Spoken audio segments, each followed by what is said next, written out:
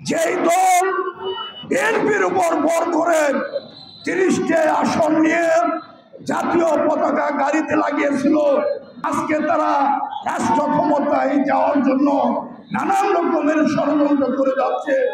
একটি অবাধ সুষ্ঠু নির্বাচন, এই নির্বাচনের মাধ্যমে বিএনপিকে ক্ষমতায় নিয়ে আসতে হবে।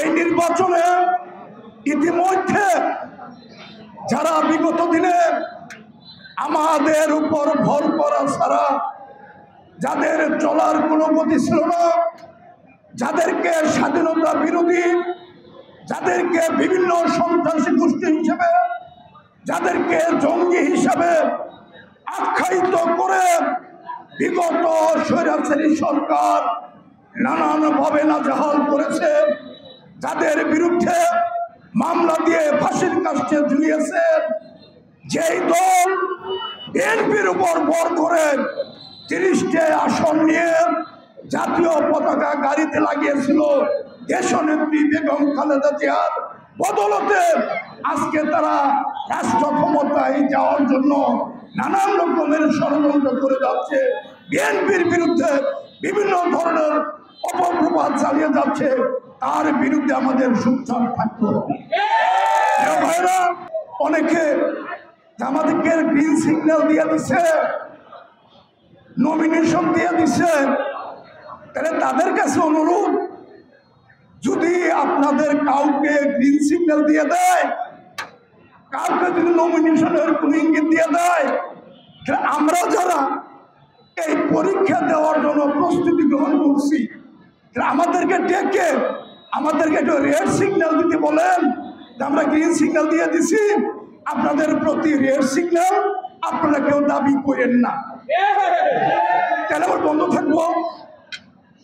ভাই, ঢাকা ইউনিভার্সিটিতে, জাহাঙ্গীরনগর ইউনিভার্সিটিতে অথবা সেনাবাহিনীতে কমিশন র্যাঙ্কে লোক ভর্তি করব, সেনাবাহিনীর অফিসার, পুলিশের এসআই, এই সমস্ত র্যাঙ্কে লোক ভর্তি করব। পত্রিকায় বিজ্ঞপ্তি দিচ্ছে, কি বিজ্ঞপ্তি? সর্বনিম্ন ইন্টারমিডিয়েট পাস করতে হবে, উচ্চতা এতটুকু থাকতে হবে, অভিজ্ঞতা এত বছরে থাকতে হবে, তারপরে সে অ্যাপ্লিকেশন করতে পারবে। প্রিয় ভাইরা, ধরেন আমরা এনে যারা বসাছি, আমরা সবাই ওই ঢাকা বিশ্ববিদ্যালয়, জাহাঙ্গীরনগর বিশ্ববিদ্যালয়, সেনাবাহিনীর কমিশনার বলেন, পুলিশের অ্যাডিশনাল এসপি বলেন, সব জায়গায় পরীক্ষা বা ভর্তি হওয়ার মতো যোগ্যতা আমাদের এই মঞ্চে যারা আছে আমাদের কিন্তু আছে।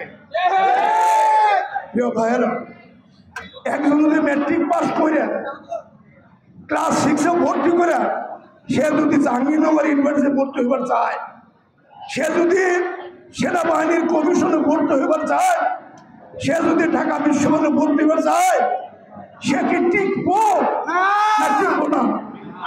কারণ দরখাস্ত দেওয়ার মতো অভিজ্ঞতা তার নাই।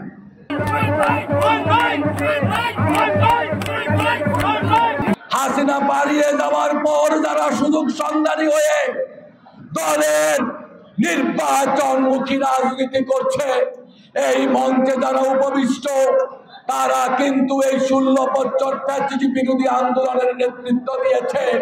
নেতৃত্ববিহীন কালিয়াকৈর উপজেলাকে সুসংগঠিত রেখেছে। আপনার কাছে অনুরোধ করতে চাই, এদের প্রতি আপনি আস্থা হারাবেন না। আগামী দিনে আরো পরীক্ষিত অগ্নি পরীক্ষায় আমরা উত্তীর্ণ হয়েছি। আমরা একটি মুহূর্তের জন্য আওয়ামী লীগের কাছে আত্মসমর্পণ করি নাই, আমরা একটি মুহূর্তের জন্য রাজপথ ছাড়ি নাই, আমরা একটি মিনিটের জন্য জিয়া পরিবারের পক্ষ ত্যাগ করি নাই। কাজে আগামী দিনে এদের মধ্য থেকেই জাতীয় সংসদ নির্বাচনে মনোনয়ন প্রদান করতে হবে বন্ধুরা। আর অনতি বিলম্বে যে আওয়ামী লীগকে পুনর্বাসন করার আজকে ফ্যাসিস্টদের নিয়ে যে কমিটি গঠন করা হয়েছে, এটা কালিয়াকৈর পৌর নেতা কর্মীদের প্রাণের দাবি। অনতিবিলম্বে দলের স্বার্থে, রাজনৈতিক স্বার্থে আপনি তদন্ত সাপেক্ষে সেই কমিটিকে স্থগিত ঘোষণা করতে হবে।